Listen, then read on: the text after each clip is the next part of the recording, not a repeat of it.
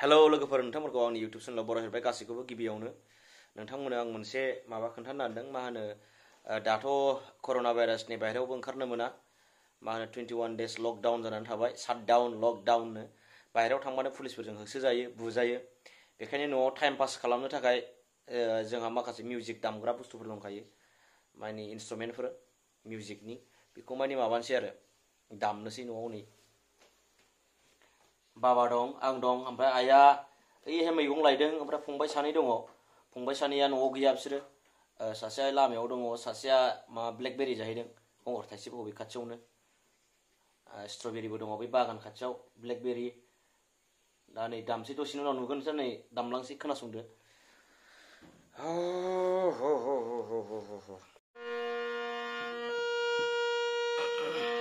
मिना दैमारिखौ दामसां